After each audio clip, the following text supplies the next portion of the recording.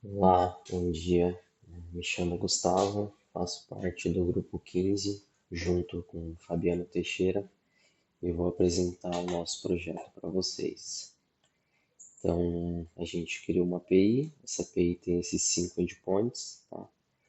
Então, esse primeiro aqui, ele é para cadastrar um contato. Então, ele tem esses campos aqui, nome, telefone, e-mail, endereço. Eu vou abrir aqui o Postman para facilitar.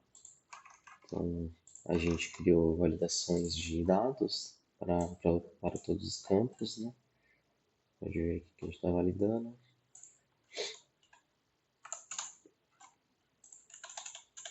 Eu vou criar aqui ele com os dados corretos.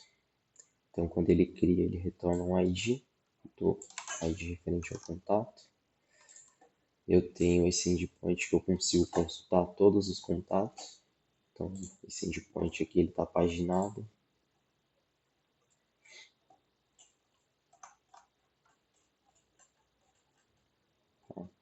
Eu também consigo consultar por DDD, então eu tenho esse filtro, traz somente contatos que possuem, que são desse DDD. Se não tiver, ele vai só trazer uma lista vazia. Eu tenho esse endpoint que eu consigo consultar um contato pelo ID, então ele traz só o contato.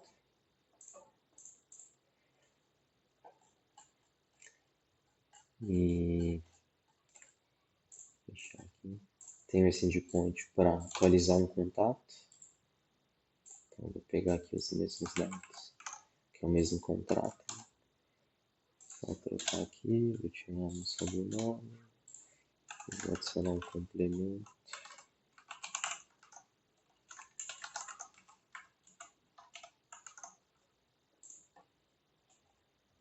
Beleza, 204. Atualizou, tirou, adicionou complemento. E aí eu tenho um endpoint também para vamos fazer um teste. Vou jogar esse aqui pro DDD13. E aí vamos ver se agora traz aqui. Agora trouxe. Né? E aí eu tenho um endpoint também para excluir.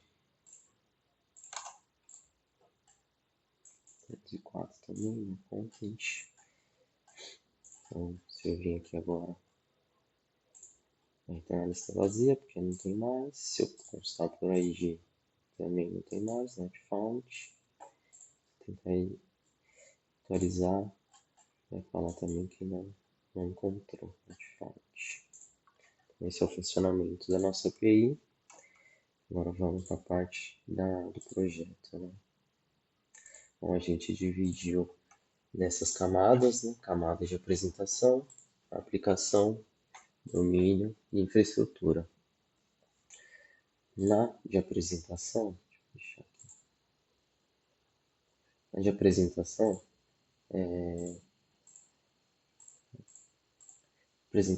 a gente tem só os controllers mesmo, né? Os DTOs e, e a gente criou também um middleware aqui de validação de exception.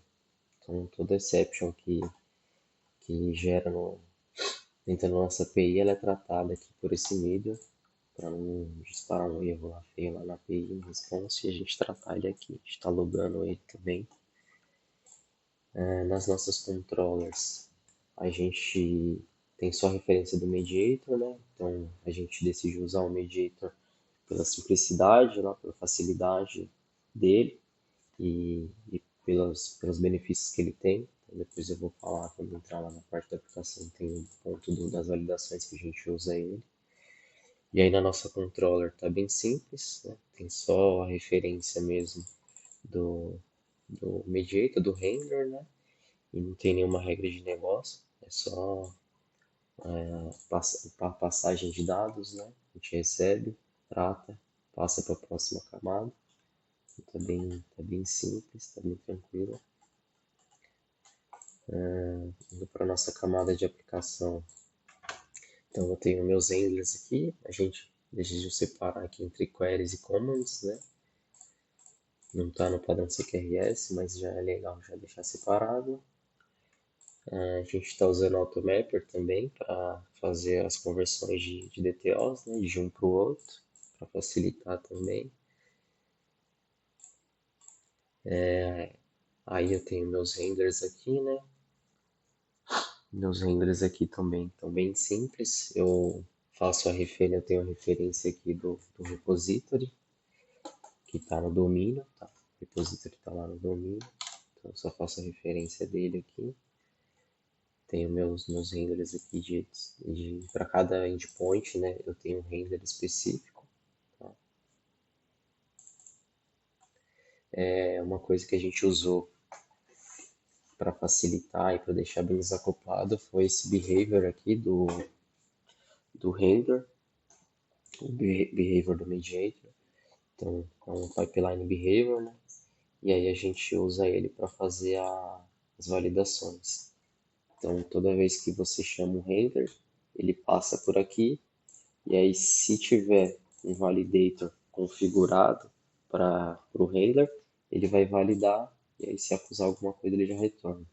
Então, isso daqui é legal que a gente faz uma vez só isso daqui, e aí eu não preciso ficar injetando nada aqui dentro da minha renda, do meu render, né? Ele nem sabe que o validator existe. Então fica bem desacoplado, fica bem interessante. É isso. Aí indo pro domínio, a gente fez baseado no DDD. Não tem muita regra de negócio, porque no desafio a gente não tinha muita definição de negócio. E aí a gente decidiu por não tentar se aprofundar, não tentar ficar inventando regra, sendo que não tinha nada de negócio, né? Nada especificado de negócio. Então a gente se ateve, se preocupou mais em só modelar a arquitetura e deixar aqui o domínio preparado para quando ele precisar crescer, isso já esteja no jeito, né?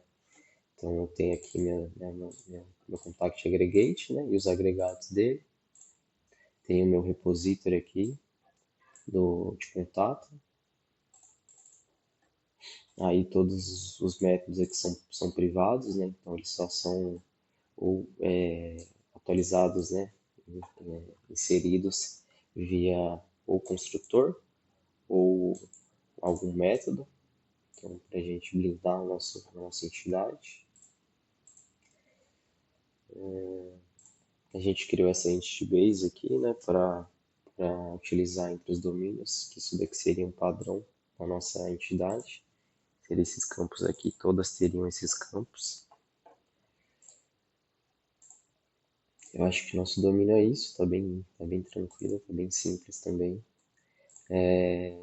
Indo para infra, a gente está usando o Postgre como base, então a gente decidiu usar o Postgre pelo fato dele ser gratuito, né? Ser bem simples de usar, bem parrudo, então ele não perde para o SQL.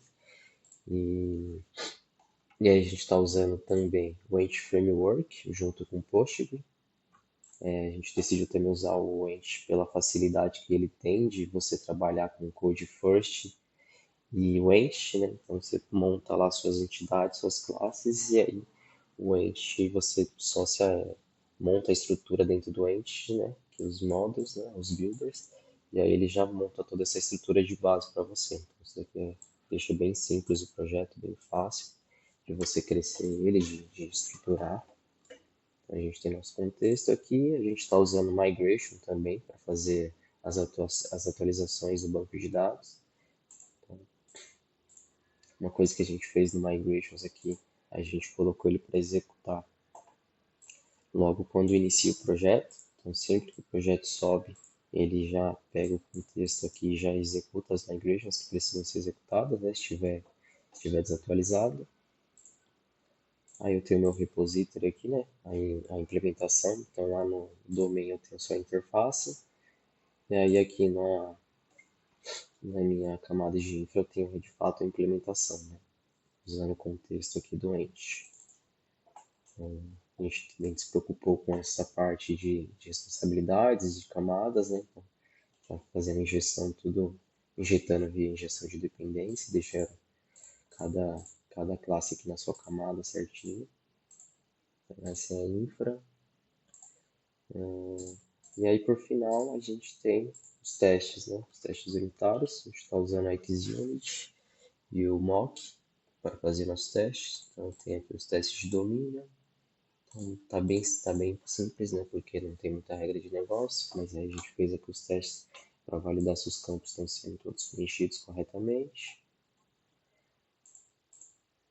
Criamos aqui uns mocks para facilitar a criação das classes aqui, né? Para facilitar os testes, criação das entidades.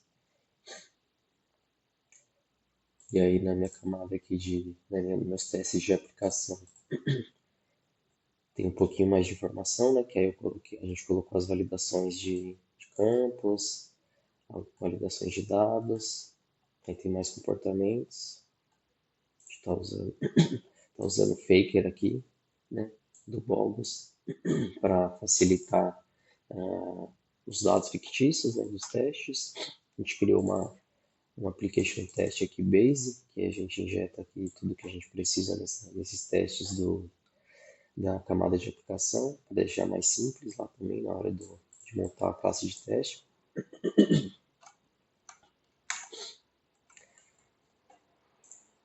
Então é isso. Acho que é isso. Esse é o nosso projeto. Deixa eu rodar os testes aqui também para mostrar.